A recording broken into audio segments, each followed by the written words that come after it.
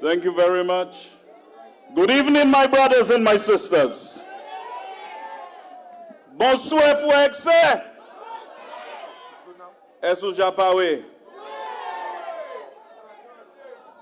The Lord has given us a great day for this meeting.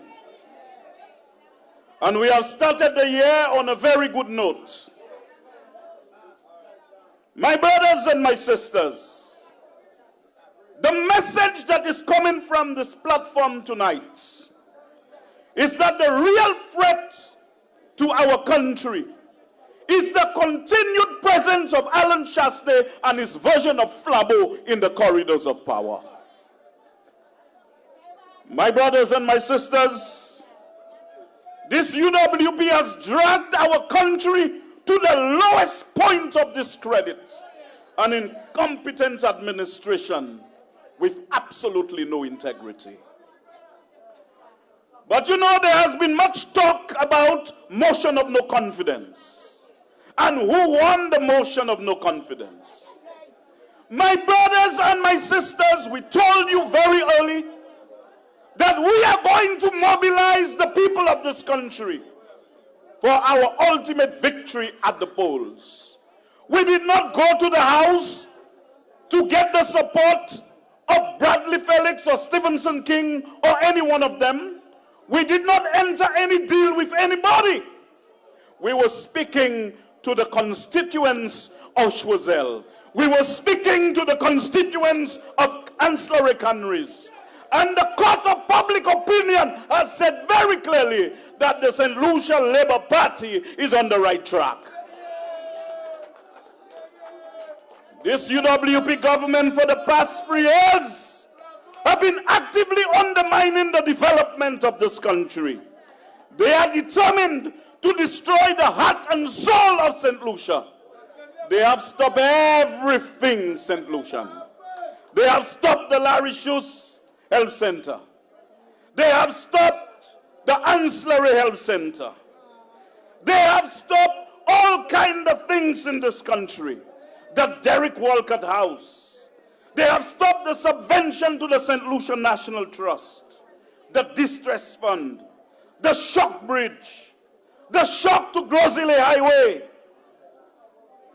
My brothers and my sisters, they have stopped the St. Jude's Reconstruction Project.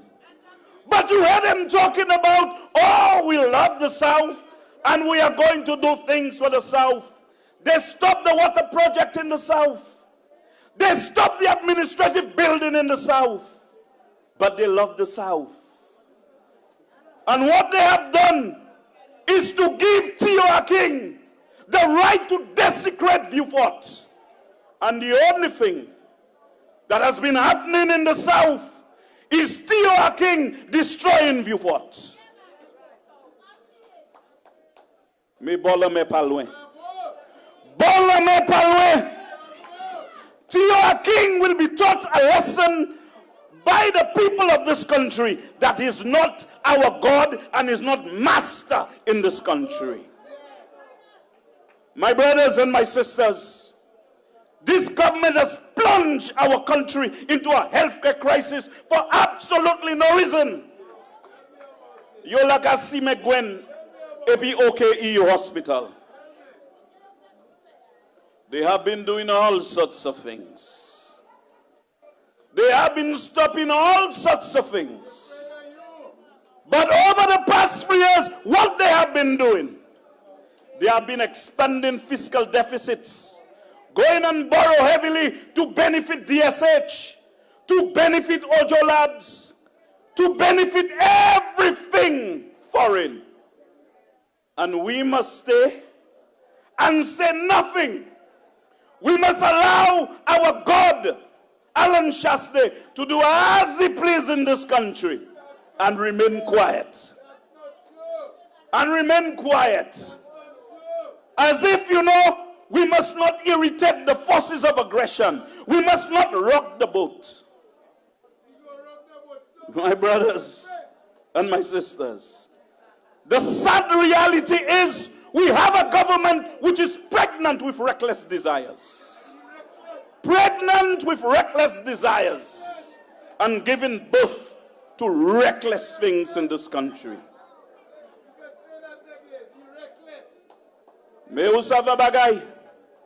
Whilst they are borrowing not for healthcare in this country, not for education in this country, they're borrowing for their friends overseas, friends and family.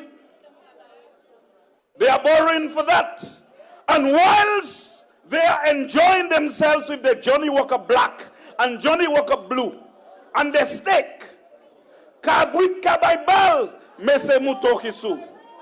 We are the ones, like the political leader said, that will have to pay that debt. And at this juncture, I want you to join me in giving the political leader a thunderous round of applause for the manner in which he handled himself on Newsmaker Live last night.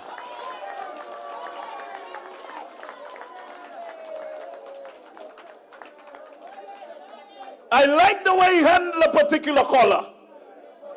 Laniatika Soki Kakuye Denye program. He seemed educated.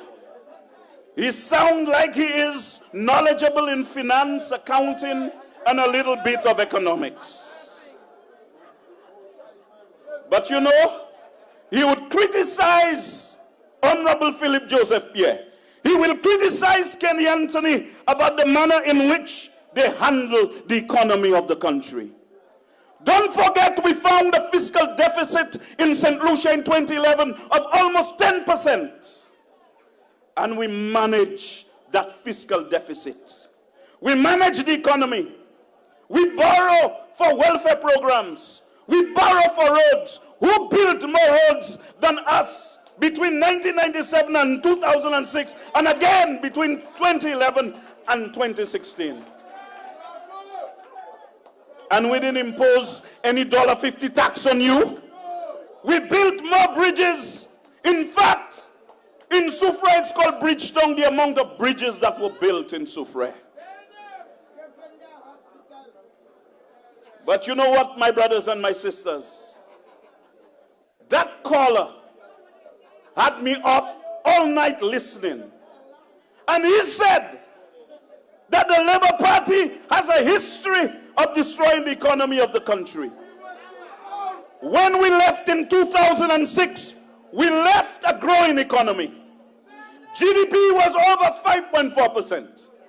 Unemployment was down to 13.6%.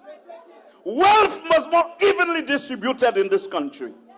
And indigence had been reduced significantly. That was the record. And if you want to go back in 1979-82, check the records. Despite Hurricane Allen in 1980, despite power struggle, we did very well in the first half of the 80s. So even when there is power struggle, we are performing. We were the ones who formed the National Commercial Bank of St. Lucia to give an economic backbone to this country. Before the Labour Party, St. Lucia was an invertebrate. And we put that economic backbone for our country. So those who want to come and defend Flambeau, those who want to sell their souls, I wonder how long they can live on the proceeds from the sale of their souls. Another pappy show again. The 5 to stay alive. I remember I put fire on that at Brother Victorin's luncheon. And I warned everybody about the 5 to stay alive. They brought down VAT from 15% to 12.5%. That's about a 16% reduction. But they put 150 on every gallon of gas, which is a 60% increase. Burdening everybody in this country. The manufacturing sector, public servants, the traveling public. Everybody has been burdened by the stupidity of Alan Chasney and his version of Flambeau. But you know what? Over the past 3 years, they have done absolutely nothing. But an election is fast approaching. We have a serious cash flow problem in this country. An election gavini. So you know what? They need to mask that cash flow problem. So they have to go and borrow here and borrow there, so that they can bring the money into the country and make people believe that things are running in St. Lucia. But you see, high debt to GDP ratio will interfere with any government's ability to deliver social services to the people of this country. But since this is not Chasney's priority, he does not care. He will borrow heavily before the elections. But what happens after the elections? When all the steel band has stopped, all the music and flowers, and every foreigner that comes in here to perform, nice fancy stage for luncheons, money on the ground on election day, vibe running, everything running. I want you to take your mental flights to the day after the elections. To the day after the elections. Because when we have no room to borrow, our social programs will be no more. They have destroyed most of them now. They are going to ensure everything stops, if at all we give them the opportunity to tamper with the levers of power again. So key investment in real roads and other infrastructure, out of the way. Protection of safety nets. Whereby like l'argent ou plan, when you have no room to maneuver, that go into. That go into. So nous kala kon a bolva. So it is only then we will reflect and say, had we known that, all they are doing is building the watches. Yon l'argent ka bay, Paka company, yon l'argent ka bay tout moun, ek yon tout patou ka pomne la hose. And then some rude ones would come and tell you, do not bite the hand that feed you. How can the public pass your money, the government's money, and those rude people are saying to you that you must not bite the hand that feed you? What hand that is feeding you? What hand? You remember they tried that some years ago, and they figured out it passed through when they were telling you, Lucians, watch your bread. Well, you see, probably people did not realize that man does not live on bread alone. And so, my brothers and my sisters, you need to be very clear about the dangers that confront us at this time. The Labour Party has stated very clearly about St. Jude's, no demolition, no alternative use. Finish St. Jude's now.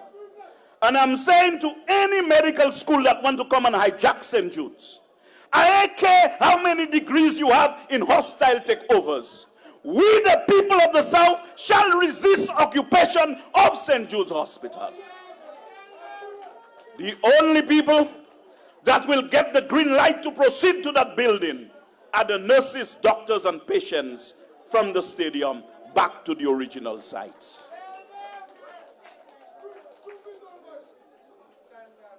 But you know, the term is coming to an end.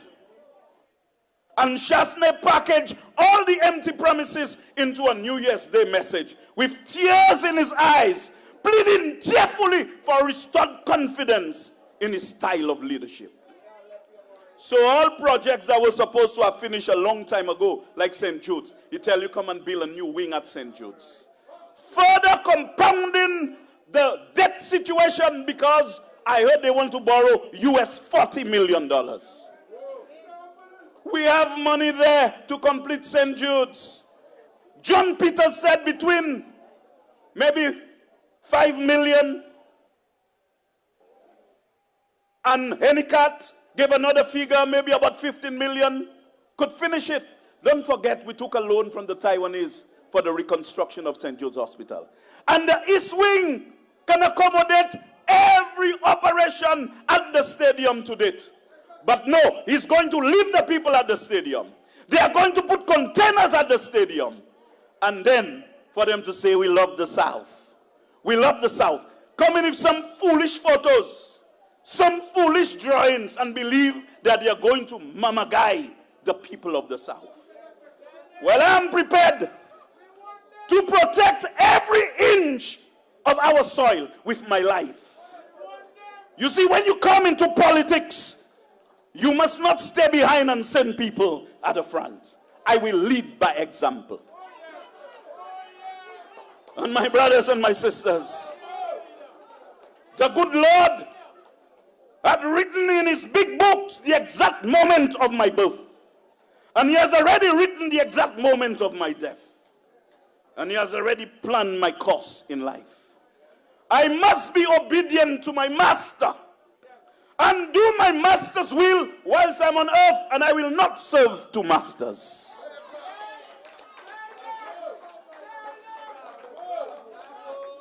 And this is why I will never sell my soul for bonbon, lollipop, sweetie. I will not sell my soul for tortilla chips. I shall not. And so the time has come. The time has come, my brothers and my sisters, for us to organize and mobilize in new ways. We must organize and mobilize in new ways. Great danger surrounds our country.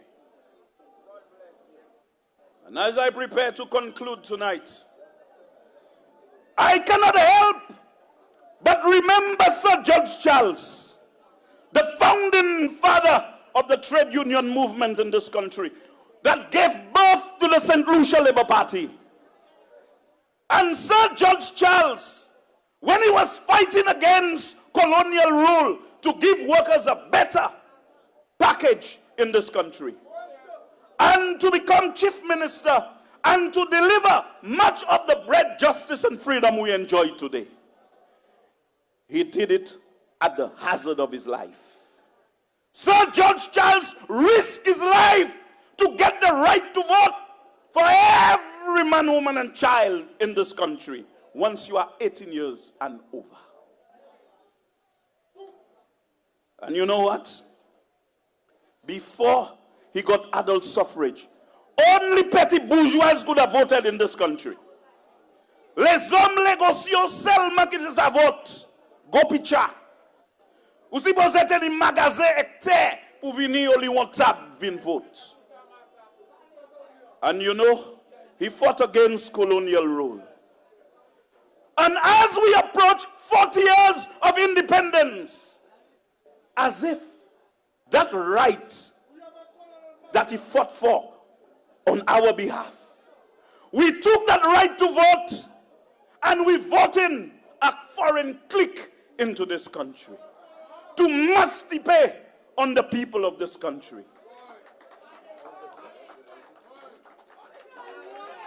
So you know, when you vote in next elections, you're not voting for Philip Joseph Pierre, you're voting for health care. You are voting for the laptop program for education for your children. You are voting for freedom because most people are tortured for honest opinion in St. Lucia. Avons parlé. La tenir temps left la beauté à power. La tenir ti radio station yo ka créé radio qui liboui. Eh bien left la beau chebe bec qui liboui. Pas même gibier qui liboui ou te ka wè. Seulement ou te ka wè qui liboui et tout ça c'est dans storybook. And maybe now on the internet. So as we prepare to rescue our country from the destructive embrace of this ruling clique, we must show the same courage and vision as Sir George Charles. We must show the same courage and vision as our founding father. I'll tell you this. We cannot be cowards when St. Lucia needs courage. We cannot be cowards when our country requires courage. We must face the challenge head on. Always facing it. That is the only way we are going to solve the problem in this country. We cannot dodge this responsibility. We must not try to dodge it. We need new concepts and values to mobilize change. We are going to engage with you in new ways because what we call for is a new political ethic.